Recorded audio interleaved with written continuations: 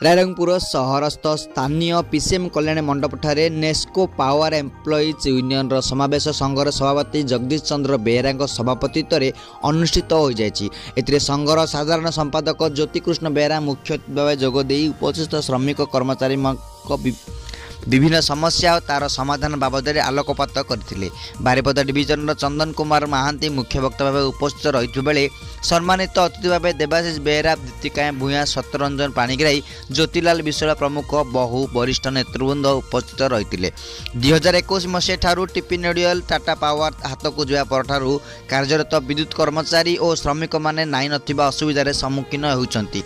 Tata power कार्यधारा agency मानक द्वारा नियुक्ति पाइतिबा ठिका कर्मचारी मानक दिन को 8 घंटा परिवर्ते 12 घंटा 16 घंटा कार्य करने सहित साप्ताहिक छुट्टी पाइबारे सक्षम होउना।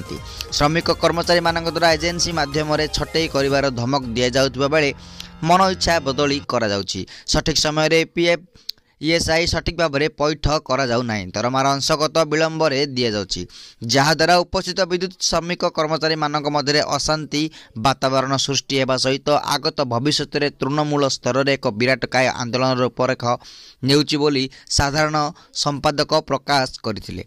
तुरंत विद्युत ठीक कर्मचारी मानक सर्वनिम्न दरमा 18,000 टंका, सर्वनिम्न मजूरी को वृद्धि करने संघ तरफ जिलापाल जरिया ओडिशार माननीय मुख्यमंत्री को प्रेरणा करा जायछि। रायरंगपुर समस्त विद्युत कर्मचारी नहीं नेस्को पावर एम्प्लॉइज यूनियन मंग धरी संघ को सुदृढ़ करने सहित उत्तर उन्नति सभापति बैठक में आह्वान करथिले।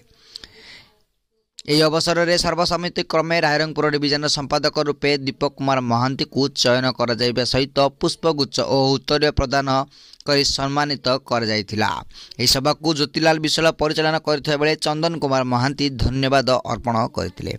उक्त बैठक में रायरंगपुर डिविजन अधीन रे कार्यरत श्रमिक कर्मचारीगण बहु संख्यार उपस्थित थिले। रायरंगपुर श्यामलंदु पटेंग रिपोर्ट, दिग्दर्शन न्यूज।